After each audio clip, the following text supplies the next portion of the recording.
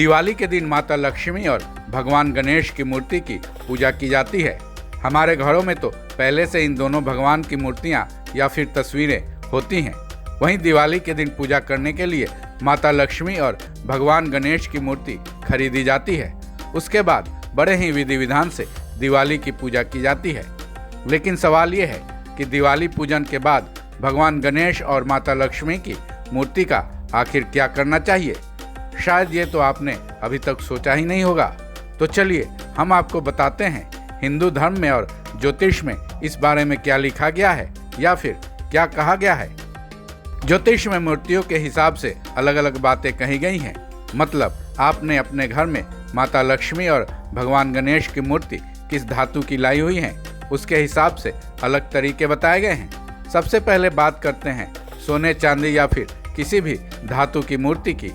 दिवाली पूजन के लिए अगर आपने लक्ष्मी और गणेश की मूर्ति सोने, चांदी या फिर पीतल या फिर किसी दूसरे धातु की लाए हैं तो दिवाली पूजन समाप्त होने के अगले दिन मूर्तियों को गंगा जल से स्नान करवाएं, जिसके बाद उसे तुरंत ही मंदिर में स्थापित कर दें। अगर आपकी इच्छा है और अगर आपके घर में तिजोरी है तो दोनों मूर्तियों को तिजोरी में भी रख सकते हैं।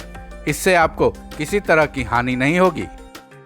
ज़्यादातर लोग लक्ष्मी गणेश की मूर्ति मिट्टी से बनी हुई खरीदते हैं। मिट्टी से बनी लक्ष्मी गणेश की मूर्ति के लिए भी उपाय बताए गए हैं। अगर आपने मिट्टी की मूर्तियां खरीदी हैं तो उसे लाल कपड़े में लपेट दें। उसके बाद उसको नदी में विसर्जित कर दें। ये विधि भी दिवाली के अगले दिन ही करनी चाहिए।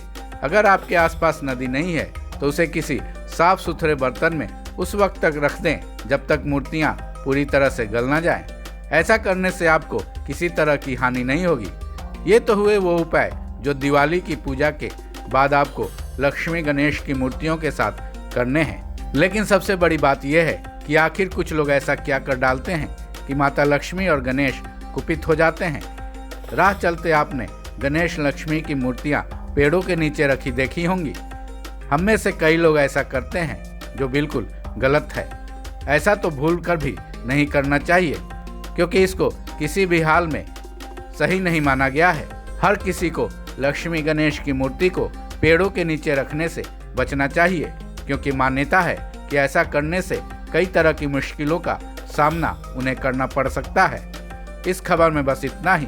बाकी अपडेट्स के लिए जुड़े रहें वन इंडिया हिंदी के साथ।